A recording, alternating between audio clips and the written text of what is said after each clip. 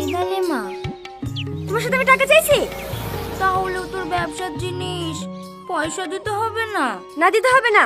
সারাদিন রোদে রোদে ঘুরছে একটা ডাব খাওয়ানো, তার আবার পয়সা। ও টাকা দিতে হবে না, তোমার কাছে রাখো। আসি রে মা, অনেক বড় হ। কত? 40 টাকা।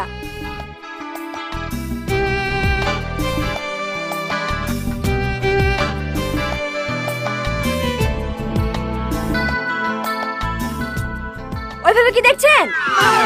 কই কিছু না তো। কখন থেকে দেখছি ভেবে করে তাকিয়ে আছেন। আমাকে খুব পছন্দ, বিয়ে করবে? অসভ্য কোথাকার। দেন টাকাটা দেন।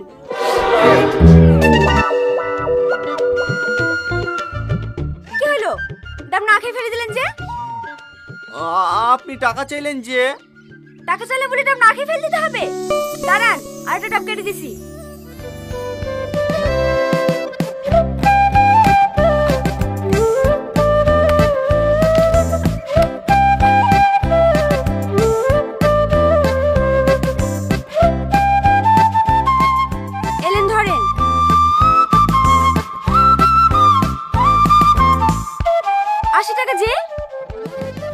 দুটো ডাব নিলাম যে। দুটো ডাব খেয়েছেন নাকি? এলেন ধরেন।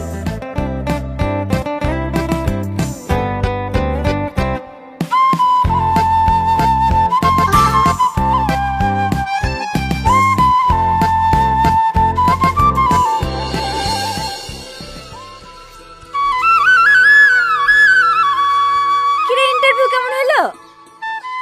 আর ইন্টারভিউ সবই টাকার খেলা। এ যুগে ঘুষ ছাড়া চাকরি পাওয়া আর সাইকেল চড়ি চাঁদে যাওয়া দুইটাই সমান।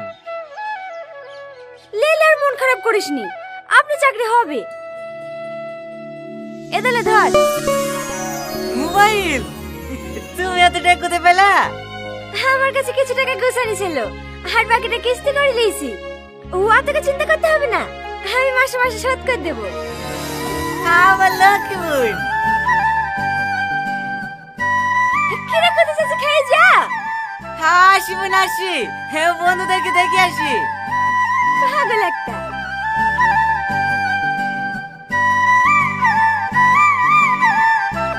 আসেন আসেন, হে বাড়িটা। হে রীতি, হে দাই ভদ্র মহিলা তোর খোঁজ কাটছিল, দেখ কি বলবে। কি ব্যাপার আপনি?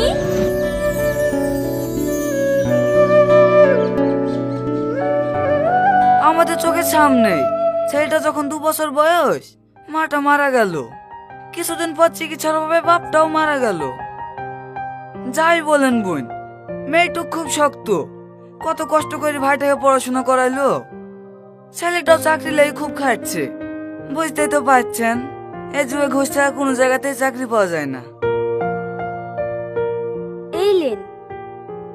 আরে আরে, তোমাকে অত ব্যস্ত হতে হবে না, বসো তো। খুব মিষ্টি চেহারা, মানতে হবে আমার ছেলের পছন্দ আছে। মা, তোমার কাছে আমি একটা প্রস্তাব নিয়ে এসেছি। প্রস্তাব? কিসের প্রস্তাব? আমার ছেলে তোমাকে খুব পছন্দ, আজ কদিন ধরেই আমাকে বলছে। আমি তো প্রথমে আসতেই চাইছিলাম না। হ্যাঁ, তুমি দেখে দেখে পছন্দ হলো না, এখন আবার কাকে পছন্দ করলো? এসে তো আমি অবাক, এত সুন্দর নর্মভদ্র একটা মেয়ে। মা, তুমি আমার বাড়ির বৌমা হবে। এসব আপনি কি বলছেন? আমি আপনার ছেলেকে বিয়ে করবো না। কেন মা, বিয়ে করবে না কেন? আমাদের অনেক টাকা পয়সা আছে, তো তোমার কোনো কিছুর অভাব হইতে দেবো না, সব সময় মাথায় করে রাখবো।